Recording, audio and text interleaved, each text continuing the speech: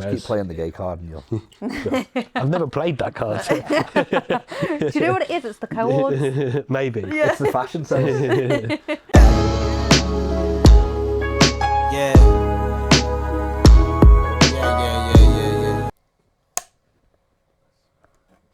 Look how happy you are. Always wanted to do that. The small things. I have always wanted to do that. Welcome back to part 2 of the YouTube podcast. Yeah, we'll get straight back into the questions. Shall we have a funny one? How do you keep Aaron's KFC addiction I under knew control? you were going to talk about this one. I didn't ask it. I bet you asked it yourself. I didn't. It was bet you Jack did. apparently. He did, didn't he? It was Jack apparently that he works with. But we can just answer that one in quick fashion and then move on. I actually really like KFC, to be fair. Oh. It's post-show, the amount of times I've gone to a show, competed myself, and I've competed myself, and I have to drive home. And I never take food with me, so it's always a service station stop off, and it's always a KFC. Yeah. No. Bonus banquet. Aaron will know what they're like. Oh no, that's his favourite, he says. Popcorn chicken. Popcorn chicken. Yeah. This all stemmed because someone farted in the gym and it smelled like popcorn chicken. And I was like, did you have an off plan yesterday? And he said no. And apparently it was Chloe, who's one of his clients, but because I'd made a big fuss of it, she was really embarrassed, and she messaged him later saying, sorry, I made you take the blame for that, but I was too embarrassed that he would have said it was me, and it would have went red. So he just took the blame at the time. Oh, he actually did take Yeah, the he took the blame. And then he was to say, yeah, whatever. And then, obviously, then I have made it into an ongoing joke now. You did have a pizza the other night, though. I'm at the point now where none of your Instagram stories are actually legit. They're just all jokes. It's like and I AI. get tagged in them, and I'm just like, reshare. It's just like, just mistake. Whatever. I'm just going to get like AI to make it like look like he's eating like one of those YouTube videos. Well, we'll move on from that one. So let's go on. Had to get that in there, didn't he? Yeah, he Had to get it in there for Had Aaron, to. so that he'll share the He video. probably won't even watch it now. And he won't share it for that reason. No. Okay, question probably more for you will be, have you had to tell anyone that they will not be competitive in bodybuilding due to their shit genetics? To put it I mean, I've nicely. never used the shit genetics term, Yeah, brutal. but do you know what? I could dive into this big time, because I think right now in bodybuilding, the level of delusion amongst the people is just becoming out of hand.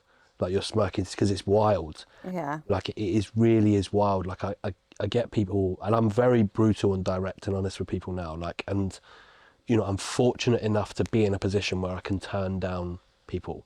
You know, and I'll always turn, if in the question, like if someone says they want to compete and I don't think they're anywhere near to being ready, then I will have that conversation in the consultation, but it will be it's a couple of years away. We can work on working towards that. And some people don't like it. Some people really don't like it.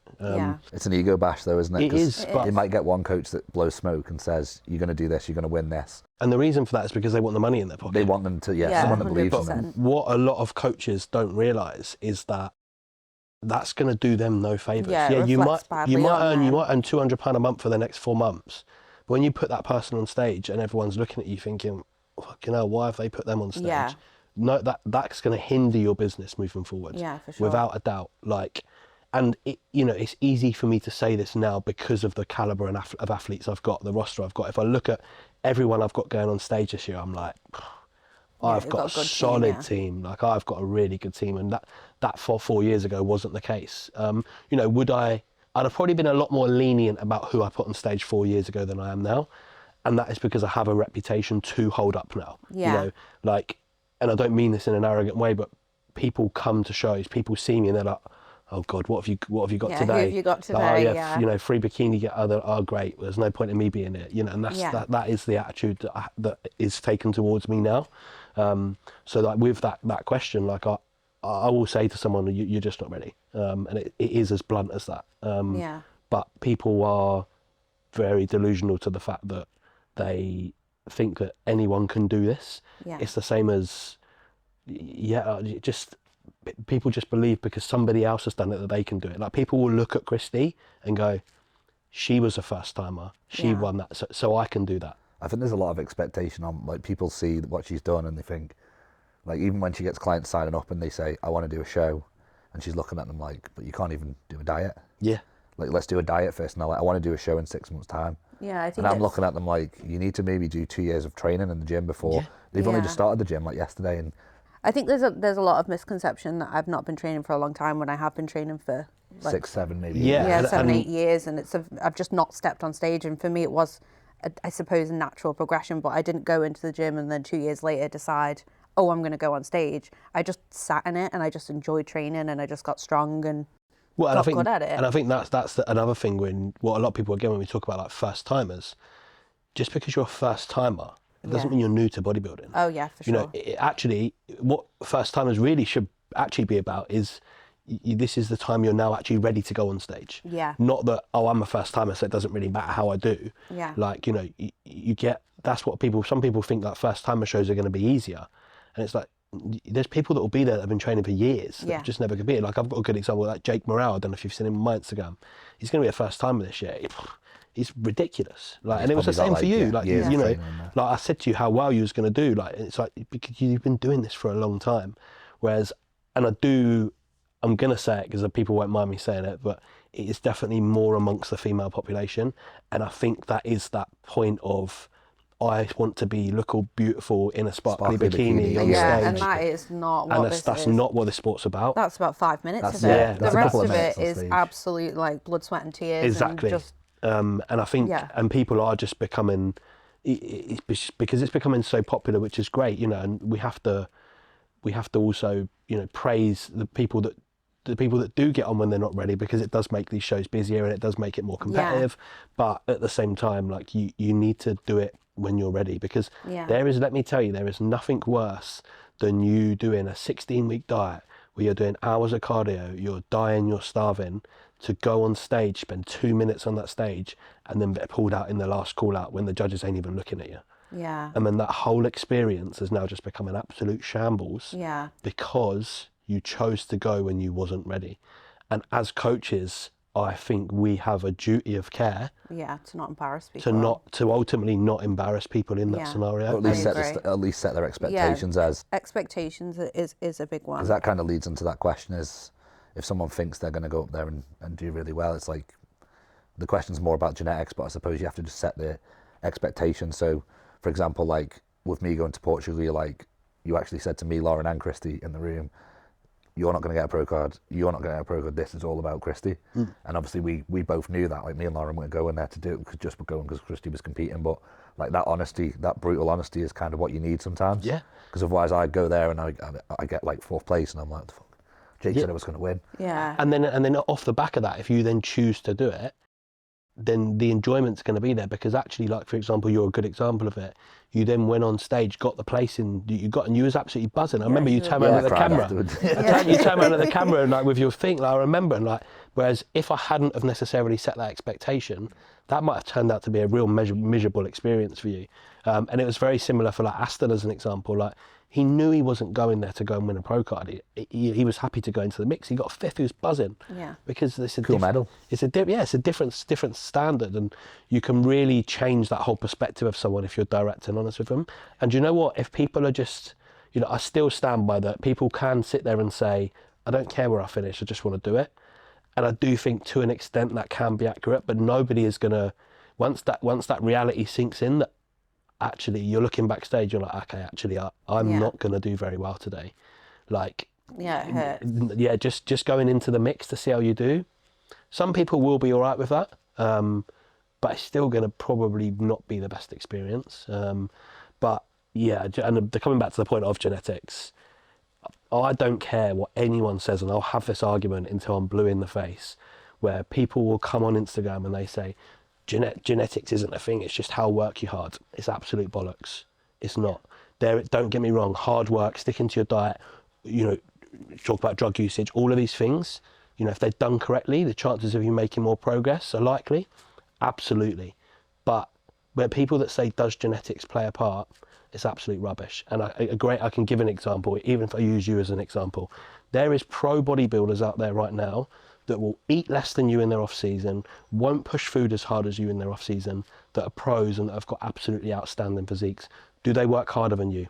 No. Do they diet harder than you? No. Do they push harder in off season than you? No. Do they push more drugs than you? Most likely. However, what is the one main difference between that pro like I remember Wesley, a classic guy, as an example. He said he eats 3,600 calories in off season. You do that for breakfast. Pretty much. But do you know what I mean? Like, you know, and what is the big common denominator in that scenario? It's always, yeah, it is genetics. Genetics. Yeah. Like anyone that says that genetics, it's just about working hard, it's bullshit. Some kind You of have, to have, motivation. you have to have like a nice sort of mix of all of them, don't you? Yeah, it's some And then kind you've got of people that have got amazing genetics, and they're just like, I've coached a few people and I've seen them and I've been like, you need to do a show or you need to do something, and they're just too lazy. wasted. Yeah. Yeah, they're so wasted. Totally Like wasted. they are so wasted. I've got Yeah. a few people.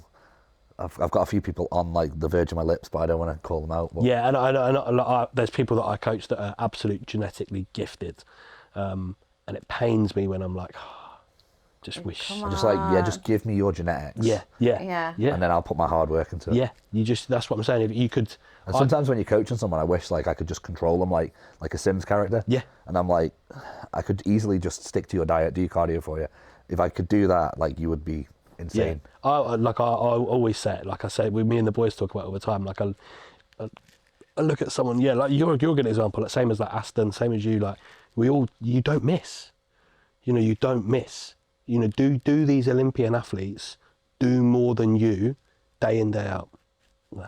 No, yeah. And for me, there's one common difference. You even see like say Seabum, for example. I know he's a freak, but like he'll do a show and then he won't train for 3 months. If I didn't train for 3 months, I'd look like I did 10 years ago. Yeah. I would be my before photo. Yeah, do you know what I mean? But he just like looks even better after 3 months. And what is that? It's genetics. It's genetics. So do you think there's anything else apart from just genetics? Like what does it take to become a pro, in your opinion, aside from obviously fantastic genetics and adherence?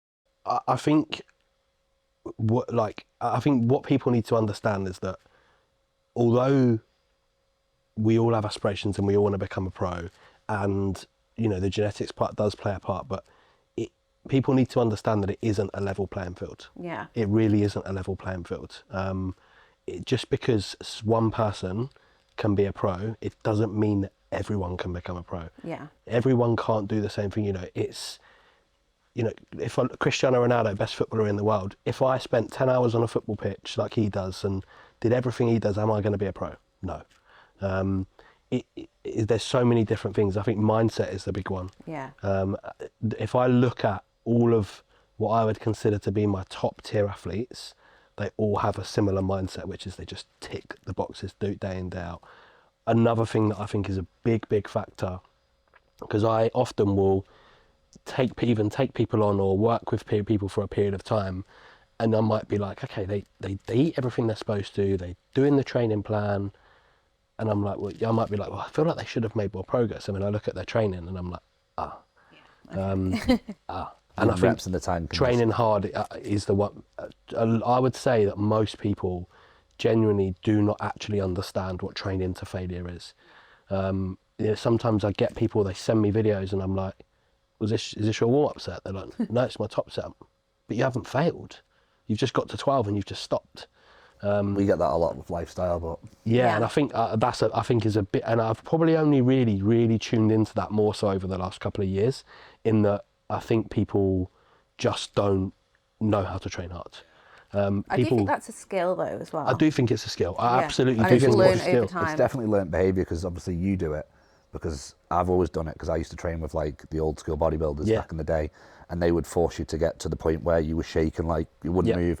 They'd get that last rep and they'd say one more, and you're like, I've got one more, and you get one more because you were scared of them. Yeah. And then I when I know. trained That's with so Christy- weird you said that. So I had exactly the same thing. When I first started, there was a guy who I used to train with in the gym, been to prison, all sorts. Yeah. And he literally, I remember I used to go on the hack squat. I used to train legs with him. I'd go on the hack squat, and it was it was like similar to a Cybex hack squat, really upright.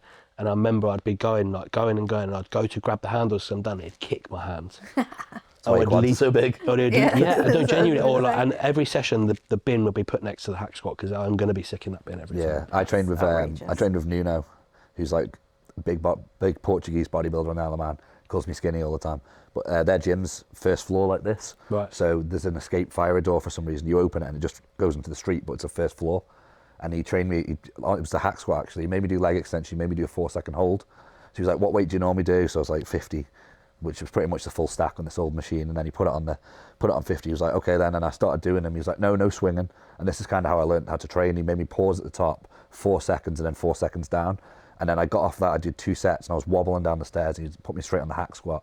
We did 1 set on the hack squat, I got off, and I ran to that door, and at the time there was no bars there. There's bars there now in case you fall out. And I threw up onto the street, and then he come back down with a Lucozade. And you crack on again? No, he gave me the Lucozade, and he said, drink that. And then we finished the session, and then when I left, he tried to charge me for the Lucozade. And I was like, you can get to fuck. I am not paying for the Lucozade. Yeah. That's a funny story, because the gym was full. People still see me and go, hey, remember when you threw up in that gym? Yeah. Because I don't train in that gym anymore. I can't go in there anymore. Threw up on someone's car out of the street. That's but like, what... it's learned behaviour. So I taught Christy when we started seeing each other, and then we went to the gym, and I made her come down in the scary weights area eventually after she got off the treadmill. Yeah. And then I'd be like, right, you've got 1 more, and she'd be like, I didn't have 1 more, and then you've learnt that, you've passed that to Lauren, and it's you I try do and pass think it there's to your levels clients. to it though, because even if I think about my training, even last year, I look at it and I think I could have trained harder. Like, and I still feel that way. Like, I'm the same, and I've been doing this for a long time. Yeah. And I still, sometimes I'll be in a session and I'll come away from it and I'm like, oh, yeah, I could have pushed harder today. I could have pushed harder. I could have done more. But the thing is, what I always say is that will probably still be harder than 80% of most people. Oh yeah, definitely. Because actually, that's still 2 reps there that were a real struggle that everyone else wouldn't have done. Yeah, for sure. And I stand by that. I think that is a big difference to what I see amongst. And it's funny you mentioned about old school bodybuilders, because it's very different, the old school to the new school. And I think there is too much in the new school around everything just being so perfect and optimal. Like 4-second eccentric with a 1-second pause with this, this, that, and the other. Like, just train hard, control the weight. Just go to failure and control the weight. Control the weight. Like when you say about the old school, like I remember the same example. I used to have to do 6 sets of extension till failure, but he would keep me locked in the leg extension the whole time. So even though I failed, I'd still have the bar across here, and he'd make me sit there. So basically, the objective for me was to try and get them 6 sets done, basically as quick as possible. Yeah. Because the whole time I had tension left in my quads, and it was awful. Whereas now you'd see someone just having a break in between on their phone and all sorts, and I think. Or they're on the phone while they're doing it. I think people think they train hard, but they not. don't actually train hard. And I think that is what I really try and push for people. Like, not so much you guys, because I know you do it properly, but push for people to send me form clips so much now. Yeah, and they send you the form clip, and they'll cut it off before they get to like the 5th rep. Yeah. They'll get to the 8th rep and they'll yes, that is a big one. I'm not seeing the intensity. Yeah, I want to see the top set. The main thing I really care about is the first 3 reps and the last 3 reps. Yeah. First 3 because I want to see that your form's good, so I know you're fine there, and then the last 3 because I want to see if you actually fail it. See what the point is. Sure. Like, I will literally get a video, and most of the time I will skip the middle bit. I think that's when training with someone as well comes into play. Makes a difference. Because we obviously both train with somebody, you train with like a group of people, so when I train on my own, sometimes like when we're away, for example, it's easy to just walk out. Yeah, I'll get to like 9 and I'll be like, I didn't really feel like I was going to get the temp, so I just stopped before. Especially when you've got, and I know you have, when you've got a training partner who is a similar strength. Yeah. Like the amount of times with me, Calvin, like we literally just go at it. Yeah, it's like a competition. Yeah, we've just, like, I always say that I'm the boss, so I get to go last. So you know what to beat. So I always know what to beat, and every single time it's just, they always like, let me guess, 1 more rep, and I was like, yeah. It's always one more. It's always one more. It's me and Lauren on then the you press could every potentially time. have 2 more in there. I probably could. Yeah, I probably could. So I've done that to Aaron last week, where he said, how many did you get? And he didn't count. And I said 13, I only got 11. And then he got 14, and I only got 11. He's like, I thought you didn't do that many. But it does. They're the kind of things that do make a difference when you can have healthy competition. But I think, like, coming back to the question, like, I think the mindset is the big thing that a lot of people are missing.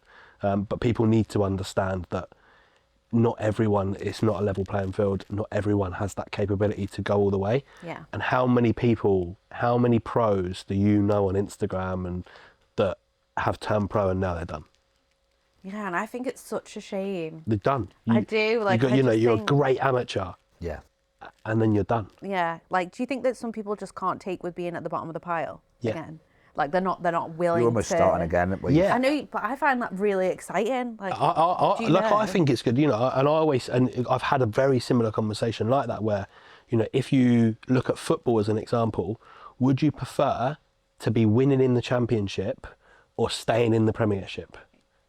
Yes. You'd prefer scoring 3 goals. You'd prefer to stay in the Premiership than be in the Championship, So the Championship is the amateur bodybuilding league. Do you want to keep going to amateur shows and just winning your class every week? It's like as a striker scoring 3 goals against a crap keeper. Yeah. And then the next week, you're in the Premier League, you're facing like Alisson, and you're not going to probably score as many, but you're playing at the highest, Playing at the highest level. You know, would you then prefer? You know, would you prefer to win as an amateur all the time, or would you prefer to be in the top 10 to 15 in a pro show of the best people in the world? Best of the It also best. limits the amount you can do, I suppose, as well. Because It like does, yeah. PCA, for example, Christy can't do pretty much, 2 shows in the UK? Yeah, because he Yeah. was going through the calendar and trying to get me to do PCA again, obviously. But she and can only do the he was 2. like, oh, when you do that one, I was like, well, there's no pro show, I can't do that show. Like, I'm Because that restricted in happened to terms of Libby as that. well. Libby got a pro card, just like Christy, she did. Qualifier, competed the following week, won the whatever class, was it British she I won? think it was British, yeah. So she won that, and then that's her never compete again, apart from doing the Universal or doing the British.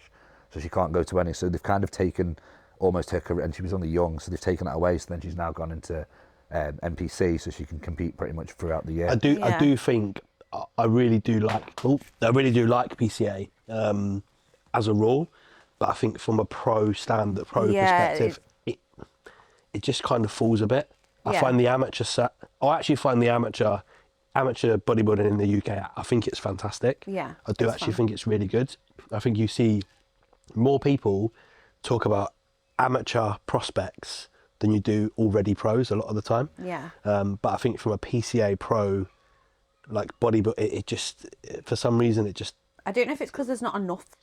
yeah, it doesn't seem to, I don't quite know why, it doesn't seem to have that same like credibility. It doesn't have the same excitement for me, Yeah. which sounds awful because obviously I'm very grateful. But Yeah. it's like, now I'm a bit like, oh, well, now I'm not really that bothered because what am I going to get off the back of that? Yeah, If that yeah. makes Well, it's like, sense. and if we think about like, although it was a phenomenal weekend, but Yeah. more people will remember you for the overalls that you did as an amateur. Yeah, People will probably even forgot you did third in the pro show. yeah, Like, yeah. people that's so true, will be more buzzed about the pro card and the swords yeah, than than actually people will be my result in the pro show. than the result in the pro show. Yeah, I agree. You know, there's a lot of people like that. Like Val, for example. Yeah. You know, she won, literally like 2 weeks later won her. Oh, in Germany, yeah, she won the Germany pro show. But if people talk about Yeah. her, no, most people will talk about the fact that she won Yeah. the first timers overall and then another overall at Yeah, the British. yeah. Not that she went and won a pro show as well. Yeah, 100%. It just I almost agree. like feels like it doesn't have that same. Whereas if you went and won a pro show as an amateur in the NPC, if you won an won your pro card in the NPC and then went and did a then pro got show and third, won, yeah. that would be like what the Yeah, what yeah. the hell is There that? was a girl who did that in. Wellness. No, it was like fitness. It was at the Arnold's. She did we the watched amateur that, show, Right. won her pro card, and then she did the pro show, and then she went to the Olympia. Yeah. Yeah. Well, Like, Jay said madness. that winter. She. Oh, did she? Yeah, she won a pro card at the True, Yes, she did. and then she did the pro show Yeah. straight after and qualified for and the you see, Olympia. that's like how exciting that And is, that was how crazy that is. It was mental. Yeah. Whereas if it's PCA, it just doesn't quite have that same. Yeah, I agree. Yeah. Right, question probably for Christy. What advice would you give to people struggling with their body image? Body image. Jake's probably going to laugh at me for this one. She's great at giving advice, she's just not great at listening to it. I'm the same. I'm great at that. Yeah. I say this to her all the time. I'm like, take your own advice. Yeah.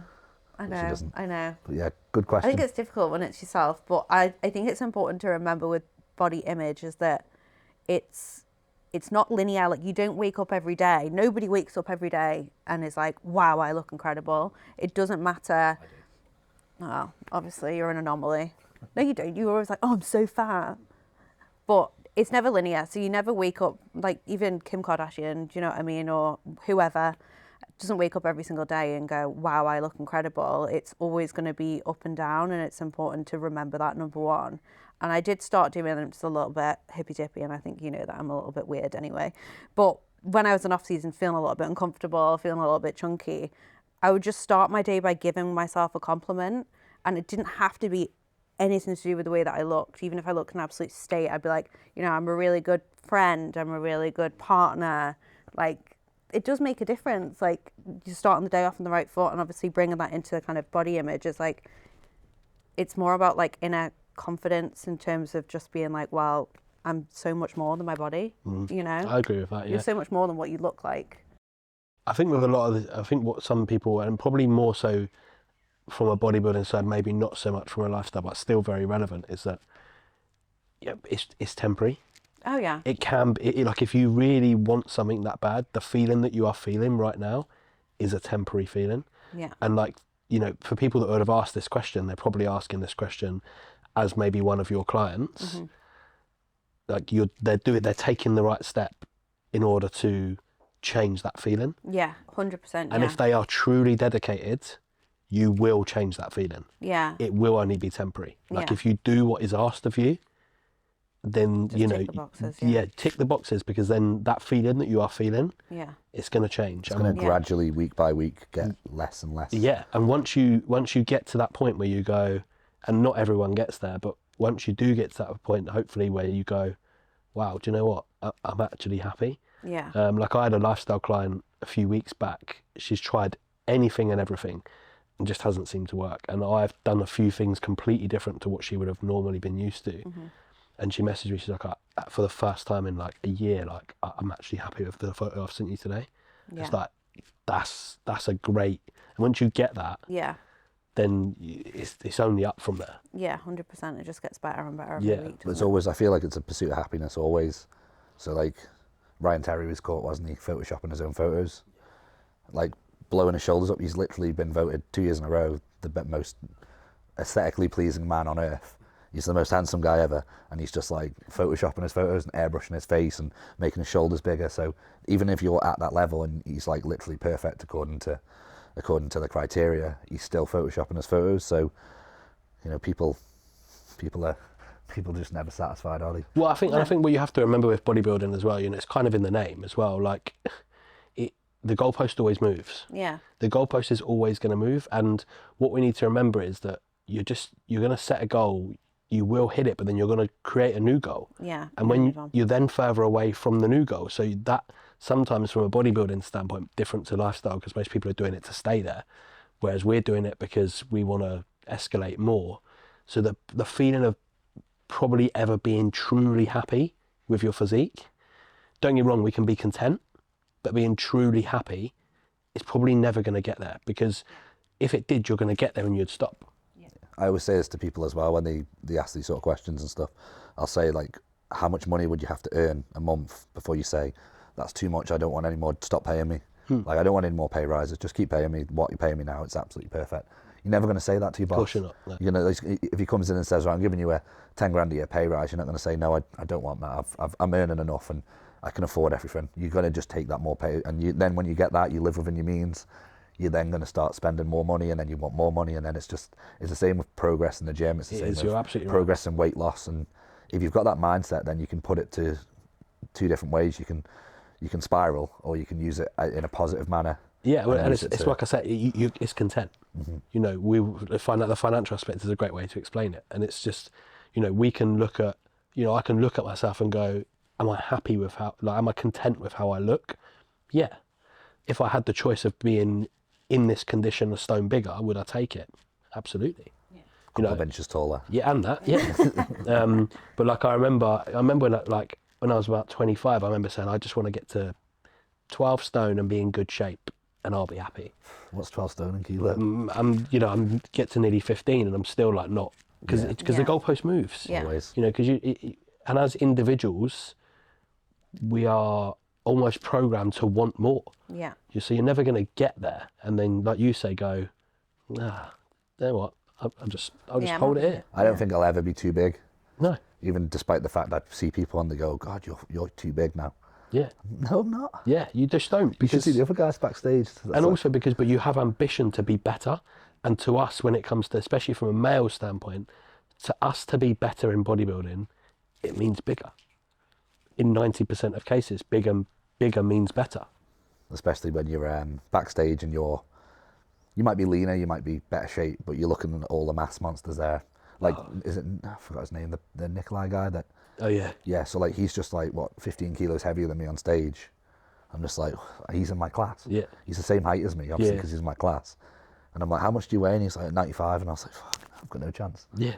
But then you beat him in the overall, and you were shorter than me. So again, it's not down to the size, but yeah. But yeah, that's just how it is. It works. It's just always that pursuit of becoming better, isn't it? Okay, similar type of lifestyle. Maybe I don't know. This might relate to competitors post show, but how would I stop or prevent myself from binge eating after a stressful day? So it is a difficult one. I feel like with binging, it's almost like acting on impulse sometimes, and I know it's something that can't be helped. But I always use this analogy with clients where, like, if you ever act on, because I used to sometimes like just overeat. I wouldn't binge per se, but I would overeat, and it would more so be like an emotional trigger. So like I would have the emotion, I would have the impulsive decision. And my vice is Domino's. I love a Domino's. So you order the Domino's, you're waiting for the Domino's to come. During that time between the impulse and waiting for it to come, you probably have that thought where you're like, why have I done that? But then you've already ordered it and it's already on the way. So it's already like you've paid for it, you're going to eat it. There, haven't you? But you're likely to have that thought anyway, whether you order it or not. So if you can put as much time in between the emotion or whatever the trigger is and the actual decision to go ahead and do it, it's probably going to pop up and you're probably not going to do it. So whether it be like, I'm a psycho, I love walking miles and miles, so I'll go out for a walk, listen to a podcast, have a bath, like whatever it is that you enjoy, and just put some time between it. 99% of the time I find that it can help. Or go to sleep. Or go to sleep, brush yeah, teeth. and I think also what people need to remember with this as well is when you feel that urge, like the satisfaction that you're going to get from going is going to be so temporary and small. The aftermath is going to be way worse. Yeah. So basically, you order that Domino's, you're going to get 20 minutes maximum of enjoyment, and then you're going to have probably 48 hours of regret. Yeah, for sure. And again, easier said than done. But if you feel how you're feeling in that moment where you're like, I feel like I'm just, I'm getting the urge, and you need to try and remember the last time you did it and the emotion that you felt after and how bad you felt by doing it. Because that hopefully for some people will then stop them making that decision, because it really is 20 minutes of enjoyment for just, there's no way that anyone ever does that and then after goes, oh, I'm so glad I done that. Yeah. That was great. Fantastic. Yeah. Depends on Unless it's Danny with his chippy. Depends on But in off season different. But when you're in your diet phase, when you're in a diet phase and you fuck up your there was diet. no guilt or remorse over that chippy. So. No, when you fuck up your diet, when you fuck up your diet, like there's no one that's ever going to go, yeah, do you know what? For sure. I'm over the moon I've done that, because then it's going to be cardio, food drops. Yeah, it depends if you're dieting or you're reversing. If you're coming out of a show, it's a little bit different because you can get away with it. But if you're going into a show, or say you've got a photo shoot, kind of our example, you've got a photo shoot and you have that binge. For me, I'd be like, right, we might have to move the photo shoot back because we need to get this under control. Because if you've done that now and you're 6 weeks out, God help you when we get to 2 weeks out. Like, that's kind of my attitude. I've had a few people do it, and I've said, right, the photo shoot's now, it's gone, put a pin in it up there. I need to get you under control. Carry on bringing them down, unless it's at the point where, their calories are maybe too low and they just can't stick to it. And at that point, it's kind of like, are you ready to go into a photo shoot? Probably not. Yeah, and I think this could open up a whole other can of worms, what you talk about reverse dieting. And I always say, like, reverse dieting is way harder than going into show. And the reason for that is exactly as you've just said, is you don't have a goal. And obviously not so much applicable to me because I'm a bit of a secret squirrel, but you tell everyone on Instagram and you tell all your friends and you tell all your family and they all organise to come and watch a show that you're doing that show, the likelihood of you going off plan between now and then is going to be highly unlikely. And the reason for that is because you want to save that embarrassment of telling every single person that you've had to pull out because you can't hack it. Nobody likes that feeling. That feeling is awful because you feel like a letdown, you feel like you've let everyone else down, you've let yourself down, you feel like a failure. And those are some of the worst emotions that no human wants to feel, right? When you get into a point where you're doing a reverse diet, that goal has been totally removed. Yeah. So by removing that, if you're then weighing up this point of, okay, so should I get this pizza? It's like you toy around in your head. What is actually the negative outcome of this? The negative outcome of this is I might gain 2 kilos, a kilo. Does that actually matter? Am I going to let anyone down? Not really. Is my auntie and my uncle and my sister and everyone that's coming? No, because there's no one to let down in that sense. Do I need to go on Instagram and do I need to tell all my fans that I've just eaten a pizza when I'm supposed to reverse? No, because no one cares. Yeah, that's true. And that's that difficult part when you're talking about, like, and we're binging, where most of it from a show perspective, it comes in the reverse. Yeah. And that's why, because the goal's gone, it doesn't matter. Yeah, so like the way that you do reverses is like, I've had different reverses, but yours is like so still focused on a goal. So the goal for me is stick to my diet today, I'll get more food tomorrow. Yeah. Stick to my diet today, I'll get more food tomorrow. That's such a great way to look at And it. if my weight goes up, and I don't say I just go and have like a muffin or whatever, I go and meet someone for a coffee, and I'm like, you know what, I'm gonna have a muffin, and then the next day my weight goes up half a kilo, and you're like, we're gonna hold here. That's like the worst thing I ever hear, because all I want to do is get those calories up as quickly as possible. Yeah. So almost to the point where I'm like, I'll go out and meet someone, and I'll be like, no, I'll just have a tap water, please, because I'm like almost again on, I'm counting down to like the point where I get to the point where I'm not hungry. And that's Yeah. like the best way, the best reverse I've ever Yeah. had. You're bang on. That's such a good way to think about it, because it's like, if you're thinking about now, do I have that pizza? The likelihood is if you have that pizza, you're going to get that 20 minutes of satisfaction, and then you're going to have 4 days to get it off, 3 days to get it off. Whereas you don't choose to have that 20 minutes of satisfaction, potentially for the next 3 days, you're going to get A food increase. 20 every grams of single pasta. day, more yeah. food here, more food here, more food here, which is going to give you some satisfaction because it's still more food And it's daily Yeah. as well. So like, would you rather have that pizza or an extra bagel for the next 4 days? every day. Because Yeah. Every day forever going forward. Because and the pizza is not going to give you any more better emotion. It will for that small period, but it's going to give you more negative. Yeah. Whereas if I give you more food, you're not going to feel any guilt because Because it's been authorised. yeah, it's Yeah. been And that's authorised. kind of, I stole that kind of approach from you when I reversed people out of photo shoots, because I used to be like, right, they'd say they do the shoot on a Saturday, I'll be like, check in on Wednesday, and then we'll check in on the following Saturday. And then they get to Wednesday, they're 5 kilos up. And I'm like, right, have you stuck to the diet? No, obviously, because they've just done the shoot, I'm like, crack on. And then they check in the following Saturday, which is a week, and then they're like 7 kilo up, and I'm like, fuck, you fucked it. So it's probably my fault from kind of not understanding that, because I'm a robot myself. But people are people, and these photo shoot people are just normal people. They're not sadistic like we are, where we'll count every gram of rice. They'll go out with their mum for dinner because they've not gone for dinner for 16 weeks or whatever it might be. So now I make them check in the day after. I give them 1 full day to eat whatever they want. They check back in. I give them a baseline of calories to sit to, and I say, if you drop weight tomorrow, I'll put more food in. And then I use that for about 3-4 weeks post shoot, and then I might go to every other day, and then depending on where that calorie wise. But I try and ram as much in. Like, if I put as much rice in as possible, as much pasta in as possible, they're going to be a little bit more full, so they're less likely to then go, I'm going to get a Domino's tonight unless it's Christy.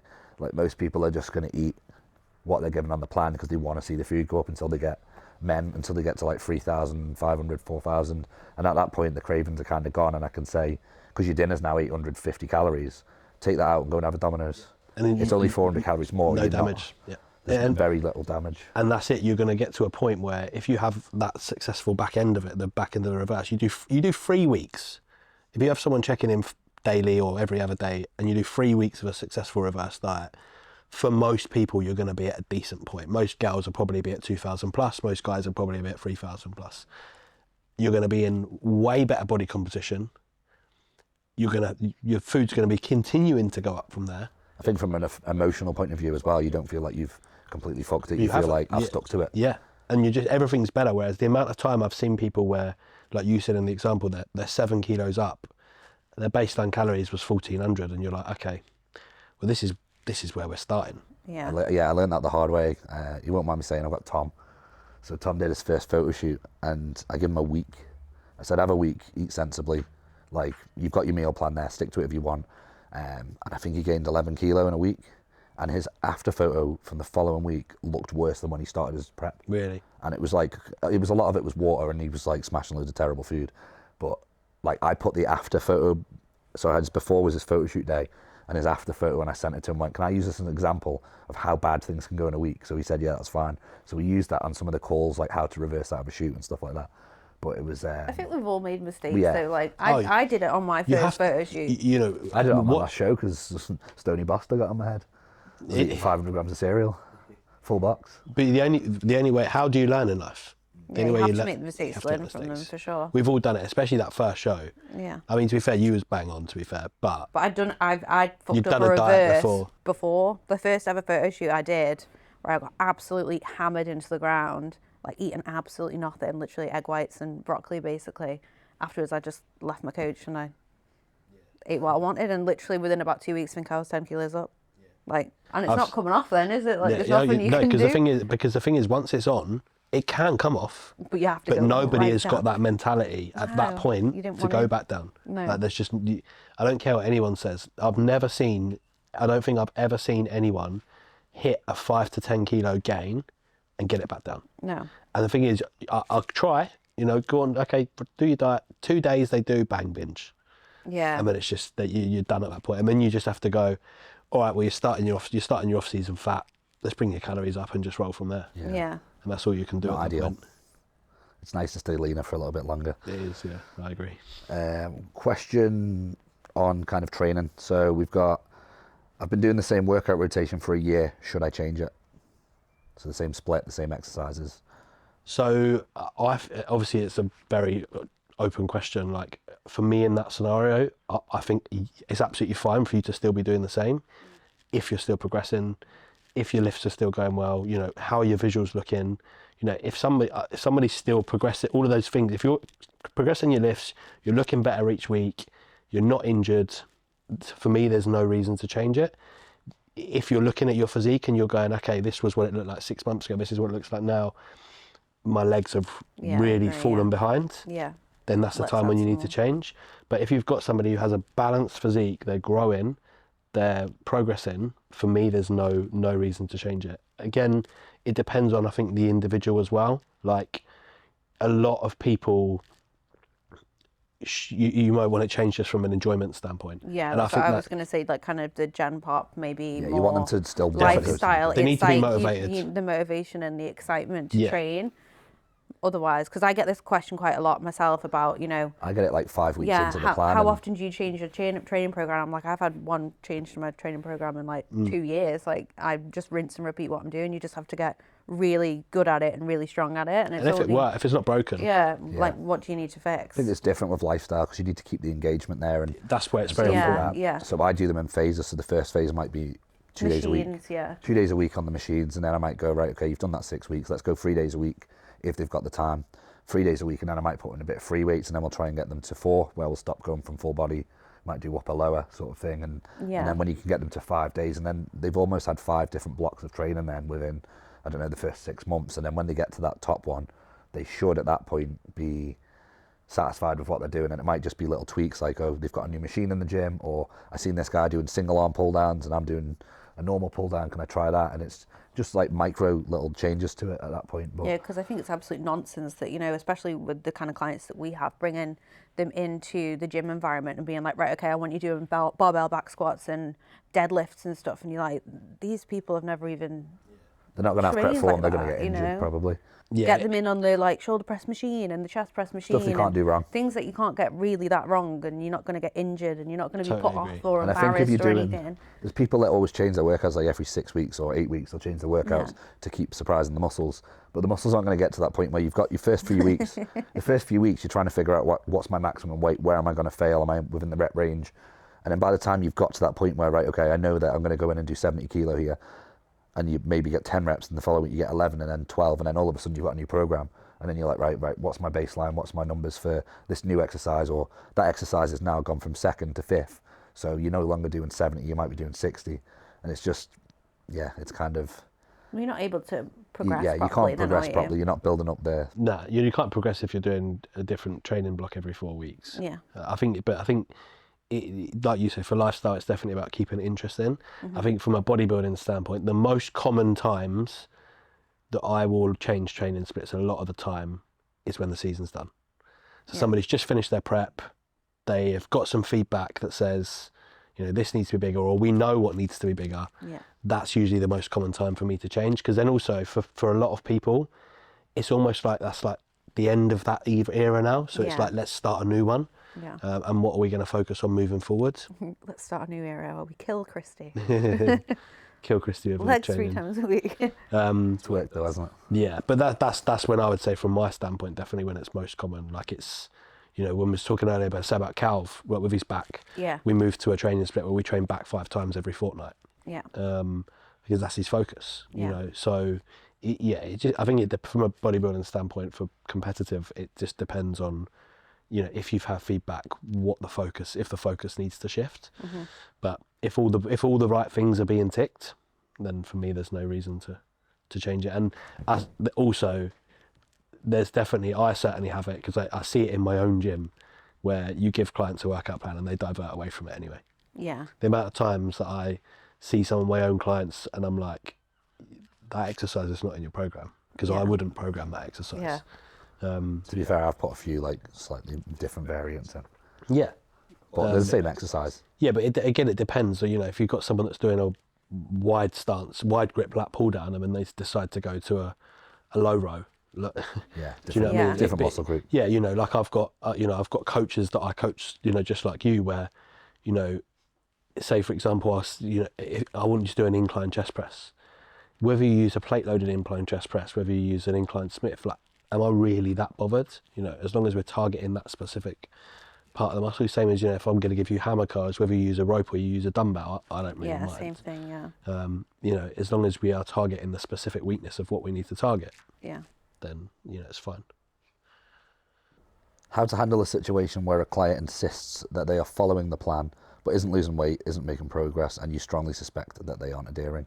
So say for example you've got a client 100 kilos, just general lifestyle client, and you've got them on 1800 calories and they're not losing weight. How would you address that? Do you want to go? I normally question them in terms of initially, like oils, sauces, seasonings, coffees, sugars in your tea, all that kind of stuff. I go down that kind of route first. And then if they are insistent that everything is 100%, I tend to go down the route of, you probably need to go to the doctors. Send me get your your food. thyroid Send me pictures of your food. Blood test You could as do well. that, yeah. Blood test as well, yeah. Yeah, blood test, because I think sometimes if you say you need to go to the doctor, they're going to go, I don't want to go to the doctor, I've been cheating on my diet. Yeah. That might give them a reality check that you're kind of concerned. Or you tell them they need to spend £150 on bloods. Yeah. Oh, there can't be nothing wrong with me, there must be. Yeah, exactly. It's like that. It's actually concerning because if you're eating that much food, doing all of this, then Do you ever get that in competitive side of things? Where that's like, say for example, they're not losing weight and... Yeah, I think you do get it, but I think eventually you get there. Like sometimes I am very, very surprised, like when I'm like the ones that do blow my mind, and I alluded to it earlier a little bit with you, where like you've got someone in off season when they're on 3,000 to 4,000 calories, and then you're literally just bringing it down, and you're like, I'm down to 1,800 now. Like, how are we not seeing any movement? Yeah. Like on your diet, weren't you? She's having KFCs of Aaron. Look at her face. Like I was waking up every day nearly in tears. Like, come on. I've got one girl who literally reversed up to like, I think she got up to about 3-4, and then she literally just started dieting like 5 weeks ago. She didn't lose a pound until she got down to 1,500. So it's like, and I know she's adherent. Literally, I know that. I don't even need to ask the question, because now she's dropping. And but then again, when I think back when we last dieted, this is where she had to go down to get it off. It is what it is, isn't it? Yeah, and it's that you eventually get there, but sometimes I'm like, fucking hell. So an interesting question off the back of that, actually. Next time I go into prep, will you just drop me down? Yes. You will? Yeah. Oh. Like, don't get me wrong, I won't go like, if you get to 3.5, I won't go like 3.5 down to 1,700, yeah. But like, I'll make a bigger drop, definitely, 100%. Yeah. I did it with someone. Someone the other day. Like last season, like didn't really see any movement until we got down to like 15, 16. Yeah. She got to about 3.2, I think, this time round. Pulled her first drop down to 2.2. Yeah, that's just heavy, straight down, isn't it? Just straight down. I suppose you can swap the meals from, like you were having granola, for example. Yeah, you can move out some dense meals. But yeah, like 100%, I will move someone down fairly quickly. Or like, again, as you know, sometimes I'll make a change and go, let's see what it looks like in 2 days. Yeah. See if we get anything. Yeah. Because there is, like it's this time round, she won't mind me saying either, that gal Amber, who I coach. Yeah. Again, calories got up to about 2.8. And last time, literally, she didn't even start dropping until we was doing like 45-minute stairs and like 1,100 calories. Yeah. And like she said, we made a decision of like doing a diet this time around, and she's like, we're just going to go for it. I was like, we're just going to go straight in the hole. I think that's better though, isn't it? It can You be. want to see the scale going down. If you sat for 4 weeks and you're not moving, you get a little bit distracted. Yeah, it depends. It's like you want to be ready early. I want to be ready early. It depends. You want to get refeeds, that's Yeah. why. It depends where you are, like, you know, but like, as I still stand by that, you got to remember, like, if you go too big, that amount of, say for example, you take 600 calories out, whereas if you would have got a response taking 300 out, that 300 you've basically just lost for the next 20 weeks. Because you still need those tools to pull from. So like, I wouldn't, you know, if we use you as an example, like I say, you know, I mean, we got a little bit of movement from the off, but it was mainly less than the sub 2 where we started to see movement. Yeah. Like what I would probably do is if we get to 3.5, I'll probably go, right, let's do 2.5 for 2 days, see where we get to. Yeah. If we get nothing, we'll go down to 2. Like, Yeah. rather than just going all the way. Like, within a very quick succession, would I just go, let's just get rid of it. Yeah. But it'll be a very easy conversation for me to have with you next year that it would have been for me to have with you this year. you'll know, won't you? Because if Yeah. I'd have pulled your Yeah. calories down this year to 2,000 from the off, you would have been like, what the fuck are you doing? Yeah. Whereas this That's time, so true. it's true, you'd have been like, what are you doing? Why are you Yeah. taking all my food away? Whereas Yeah. next time when we get to that scenario, you're going to probably still be like, you prick, but you're going to know that Yeah, but like, there's- I didn't respond last year. I know this there's year. just this no is what I point in need to wasting do. the time. And for me, this time around with a lot of gals, it has been a way easier conversation because Yeah. they know that it's not going to get the response. You're not going to all of a sudden go from being unresponsive to now super responsive because you've done a successful reverse. Like, Yeah. you know, you may start to see a little bit more progress, but ultimately that's where your body starts to respond. Yeah. So unless you're doing back to back diets, very short succession, if you've had a 6-month plus break, that's where your body's that's where it responds. Yeah. You know, and that's why I say, like, with a revert, that's the only hindrance to the gals that have to go low if they nail their reverse, because they're going to see a big shift from the start. That's Yeah. what I'm hoping happens to me this time, because But- I did November show and I started dieting in February. Yeah. Yeah. So like I was like In the depths. 1750 on rest day, I think. Yeah, in the depths. It was grim. I was like Yeah. 3 creamies a day when I am rest But day. then if we look at the pure elite, yeah, prep. I was still like 2,500. yeah, this is what I'm saying, and that's why I say the short succession. Whereas, but like I say, next time we do it, it's going to be a much easier conversation because Yeah. you've seen it, Yeah. whereas you've never seen it before. No. And I know full damn well if I'd have dropped, then you'd have probably, Jake's fucking dropped my calories. Like, what's he Literally playing everything at? off me. Question off the back of that: has Christy ever told you to fuck off? So that's probably one of Christy's clients. Probably not directly. I reckon, no, not directly. I don't think directly. There's probably been a lot of comments behind the sake. scenes, but I don't think, not directly you've told me to fuck off. I don't think you've ever.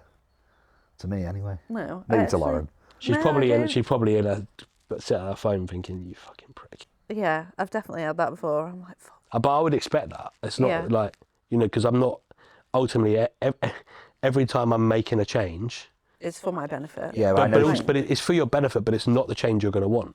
No. Nobody in a diet phase, really, as a rule, is going to enjoy me basically taking food away from you. Christy No. does in a way because she knows it's going to Closer to the goal, yeah. It's going to result in a drop. It's going to result. But in still, getting- if she has a choice of getting a drop with no food drop or getting a drop with the food, she's going to rather keep the Yeah. food. Yeah, I'd rather keep the food. The only You're like, time you prefer Yeah. more cardio than you do lower food, though. Which is weird because last time she wasn't. Yeah, last this time time I I've just been a wasn't. breeze of cardio.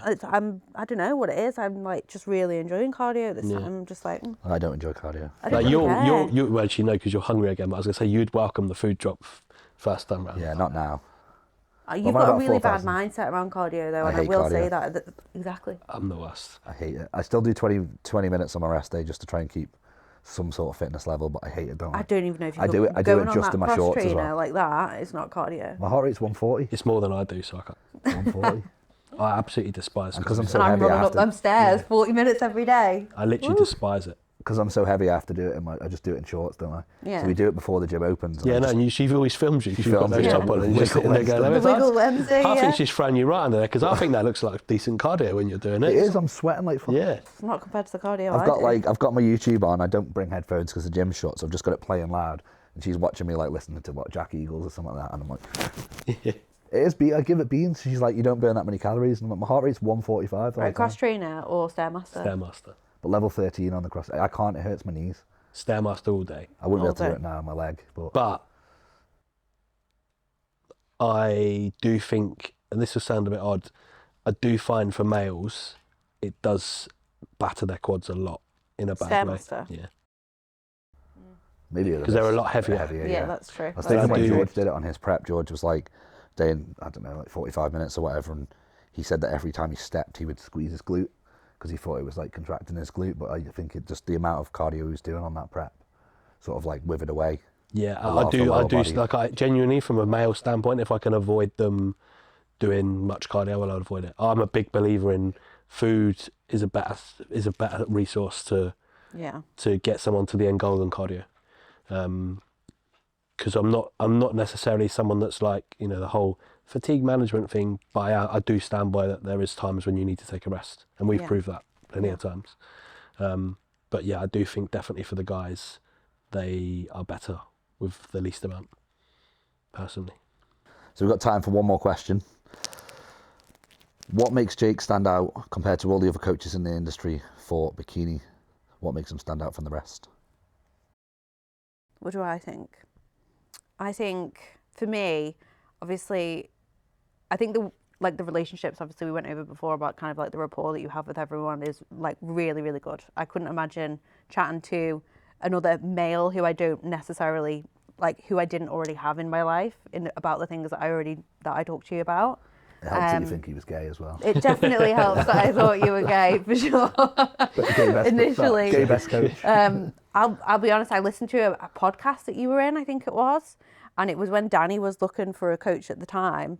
And I'd already listened to the podcast that you were in. And I was like, oh, like he sounds like a really nice guy. And then when he was saying he was looking for one, I was like, oh, I listened to one with this guy, Jake. And he sounds really nice. And then drew me a short list. You said I did do a short list. Coaches, I did, yeah. I was like, these are the coaches that I've looked into for myself, and you were on it. And then I remember, I don't know where we were driving, but we listened to the podcast again. Chester it was, yeah. Anyway, off the back of that, obviously you've got an amazing reputation. You actually give a shit about your clients.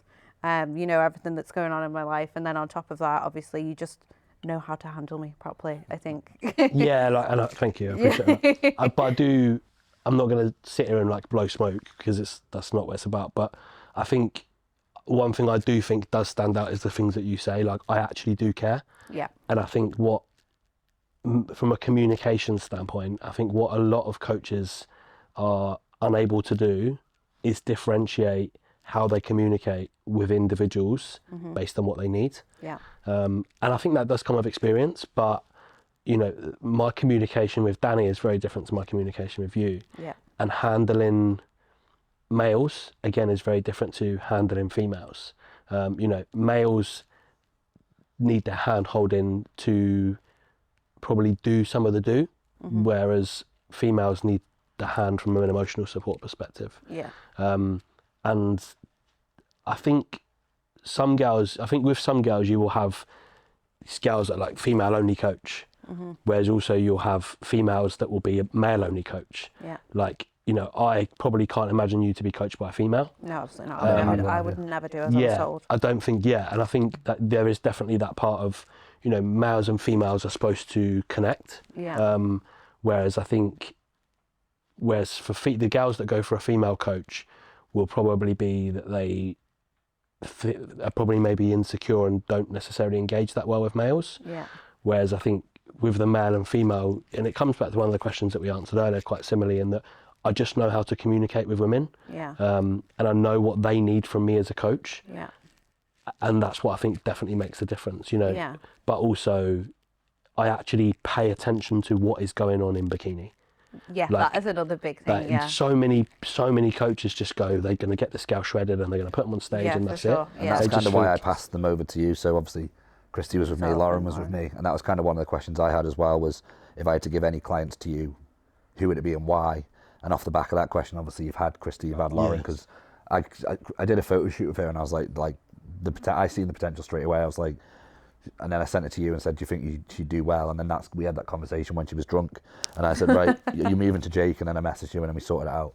And the next day I was like, oh, you start with Jake on Monday? But yeah, like, there's that point where you give such a like, you're at all the shows, you know what the criteria is, you know what certain, I remember one of the shows that I would have never had this level of detail if I was put on stage, where this Judge X is going to be on the panel and he likes this look, so we need to then change it. And it was so, attention to detail was like phenomenal. Yeah, and I think that's what people lack. I think the people don't invest in the class and what they're actually doing. And that is the part. Like, I know what, judges, I know a lot of judges, what they want to see in a competitor now. And the package that you might bring to show 1 could be very different to the package that you bring to show 2.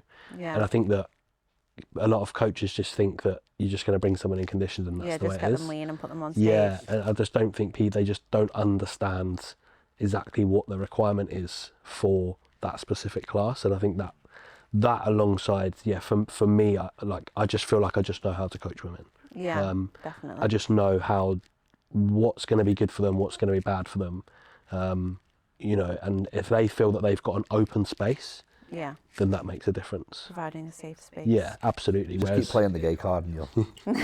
I've never played that card. Do you know what it is? It's the codes. Maybe. It's the fashion sense. Yeah, I suppose a bodybuilder doesn't really. They're just usually in big baggy trousers. Yeah, and, and a hoodie. yeah. Right, here we go. Exhibit A. Oversized gym shark. But if I had to give you any of my clients, it would be someone that's... I've put people into shows and stuff, but if they were at the point where I was like, if they go on stage with me, they might get third, and if I put them on with you, like Christy, like I could have put her up there and completely dieted her wrong and maybe took too much muscle off or whatever, and she might have went to the universe and not even placed in her class, but then I give it to you, I know that I'm not capping her potential, and a lot of coaches are guilty of that. I think that if they get a good client and are like, right, I can use them for social media, like I can use this as a before and after, like obviously I'm not going to do that with her, because I don't want to just as a before and after. I want her to go up there and win everything so I can cry for 3 days. So like that was, and then when I started to get to the point where Lauren was like, it was so like close to home as well, I just couldn't starve her anymore. And I was like, I'm just going to let Jake starve her. So yeah. And then obviously Pat, but it was more, honestly, it was more because I just didn't have a clue about the criteria, and hearing the way you were doing it with Christy was like, we need to go for this look and we need to have this and this needs to be there. Like I didn't have any of that knowledge. So at that point, I'm just holding them back. Yeah, and I think you made a good point there around a lot of coaches gatekeep. And I get it, because if you've got one good client who is basically getting you clients, you want to gatekeep them. Yeah.